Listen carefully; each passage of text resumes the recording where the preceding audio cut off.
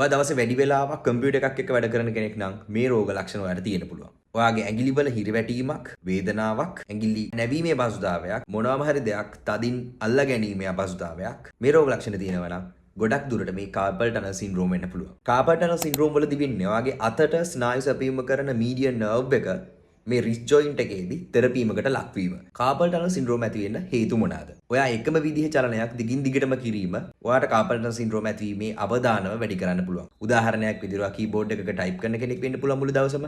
ඔයා මුළු දවසම බයික් එකක් පදින කෙනෙක් වෙන්න පුළුවන්. තවත් හේතුවක් තමයි ඔයාගේ රිස්ට් එකට ඇති වෙන ඉන්ජරි එකක්. මෙතනදී ඔයාගේ මීඩියන් නර්ව් එක වටේට තියෙන ස්ට්‍රක්චර්ස් වලට ඩැමේජ් වෙලා මේ ස්ට්‍රක්චර්ස් ගිහින් ඔයාගේ මීඩියන් නර්ව් එක කම්ප්‍රෙස් කරනවා. වැදගත්ම දේ තමයි කාපල් ටනල් සින්ඩ්‍රෝම් කියන තත්ත්වය ඔයා දිගින් දිගටම නොසලකා හැරියොත් මේ ස්නායුව දිගින් දිගටම තෙරපීමට ලක් වෙලා ඉරිවර්සිබල් ඩැමේජ් එකක් වෙන්න පුළුවන්. මෙහෙම ඩැමේජ් එකක් වුණොත් ඔයාගේ අතේ දැනට ජස්ට් තියෙන හිරිවැටීම පණ නැතිවීමක්ම වෙන්න පුළුවන්. වැදගත්ම දේ තමයි ඔයාට කිසිම සර්ජරි එකකට නොයා ආයුර්වේද ප්‍රතිකාර වලින් විතරක් කාපල් ටනල් සින්ඩ්‍රෝම් තත්ත්වය 100% හොඳ කරගන්න පුළුවන්. ඔයාටත් මේ වගේ රෝග ලක්ෂණ තියෙනවා නම් කමෙන්ට් එකක් දාන්න. ඔයාට අහන්න දෙයක් තියෙනවා නම් කමෙන්ට් එකකින් ඔය ඉන්බොක්ස් එකට මෙසේජ් එකක් දාන්න.